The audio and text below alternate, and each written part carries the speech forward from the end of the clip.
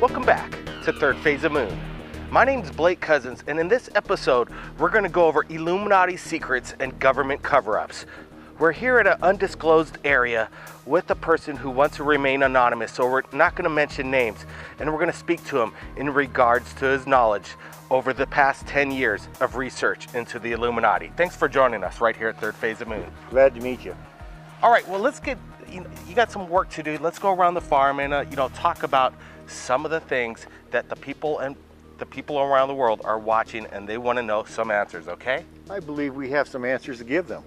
The Illuminati expert, conspiracy theories, 25 years under research of, cover-ups by the U.S. government and countries involved with, possibly working against U.S. citizens. What is the Illuminati agenda? That's a good question.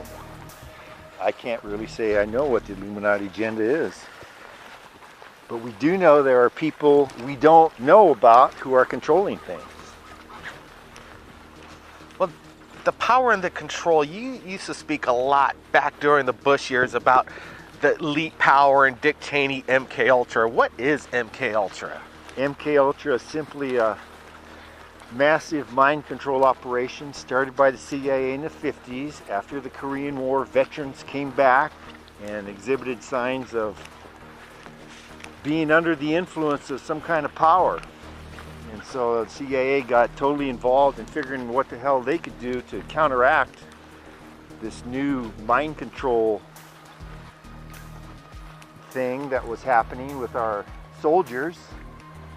And so they formed many different types of operations to figure out how they could control people without them knowing it. MK Ultra, mind control. Didn't they, Ronald Reagan experiment with prisoners with MK Ultra? Oh yeah, there's a lot of talk that Charlie Manson was one of them. He was an MK Ultra experimentee, and that's where he learned all the control techniques. He took the control techniques that were taught to him and used them on the family, his so-called family. We've had Stanton Freeman on the show, nuclear physicist, and he claims Bob Lazar and his story was a hoax in regards to Area 51. What do you think about Bob Lazar now? I think Bob Lazar has some important information that may or may not be believed, but the whole UFO thing is situated like that. I mean, what do you want to believe and what do you want not to believe? There's a million things you can or can't believe. Does it really matter? I don't know. Well, you've studied and you have a theory about the alien greys and reptilians. You were telling us recently about you are a believer that these reptilians were created by the Nordic and they're half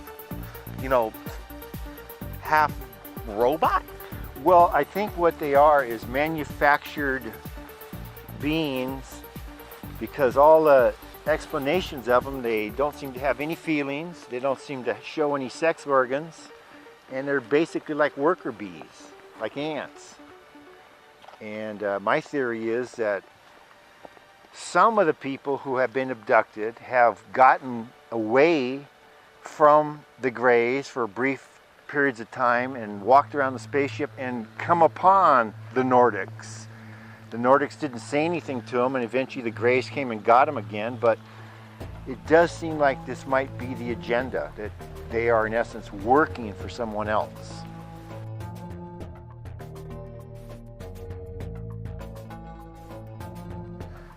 Obama and the CIA have CIA drones, spying on U.S. citizens, and now they're threatening that they could strike right here in the homeland. Do you think some of the UFO sightings that we're receiving at Third Phase are in fact drones? Well, they certainly could be, but I think the real big story is what's going to happen with the drone, all the drones that are being manufactured now and are going to be manufactured in the years to come. There's something like 1,000 companies right now that are involved in drone manufacturing. And they say within 5 years, everybody's going to have their own little pet drone to spy on your neighbors, to look at your property, and God knows what the future holds with them. How about when somebody gets their own little pet drone and flies it into a building with explosives? When's that going to happen? Or did it already happen?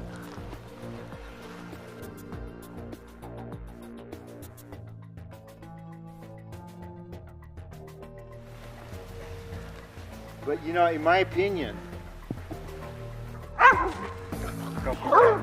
on and knock it off. Come here.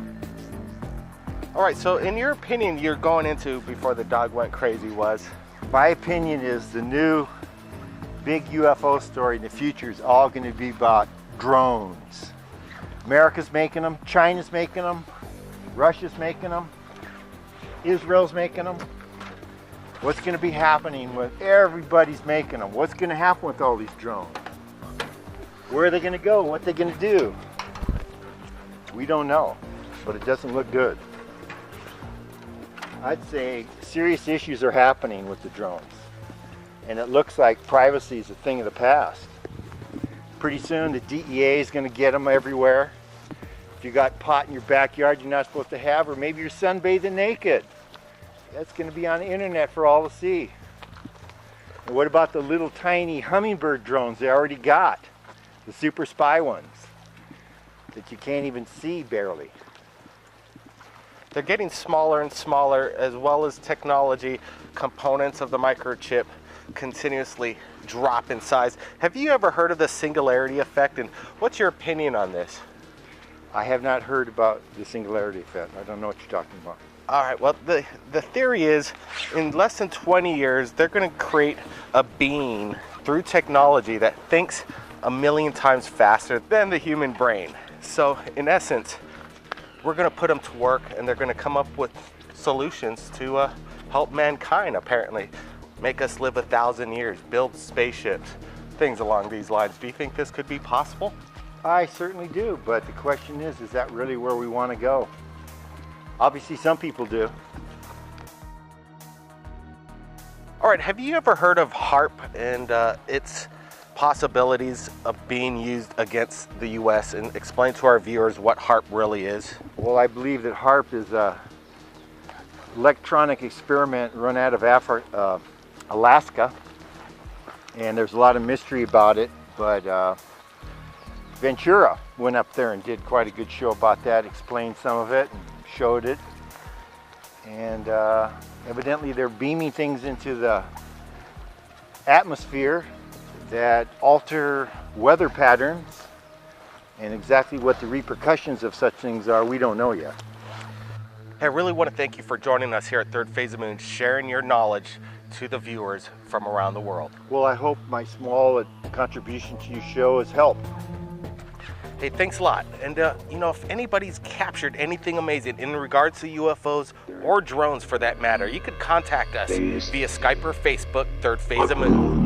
My name's Blake Cousins, and we'll see you again next time. Third Phase of Moon. Mysterious objects in the skies. Local residents of Hawaii explain their encounters. With sightings over and over the skies of Hawaii, specialists will describe and give their insight on what they think they may be.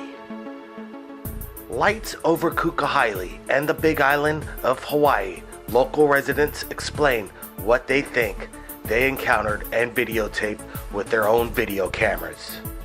Could these objects in the skies be military exercise? We will ask the questions right here.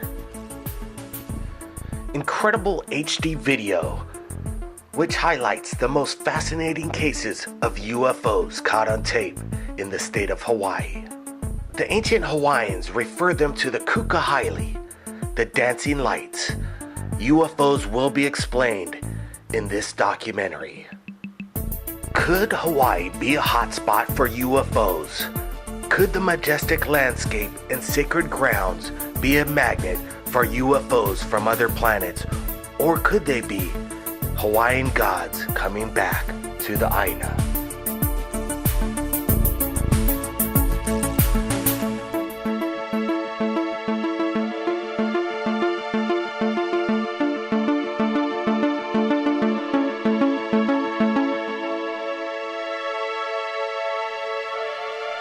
UFOs over Hawaii.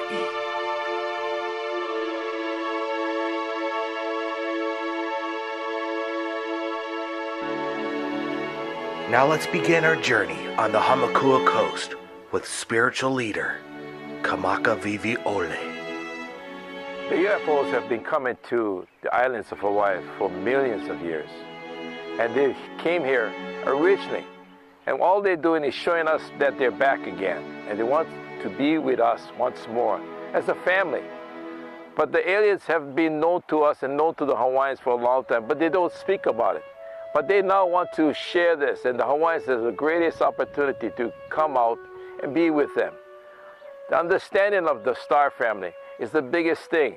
And we now have a great opportunity of our lifetime to be with the star family. So let's begin this journey together.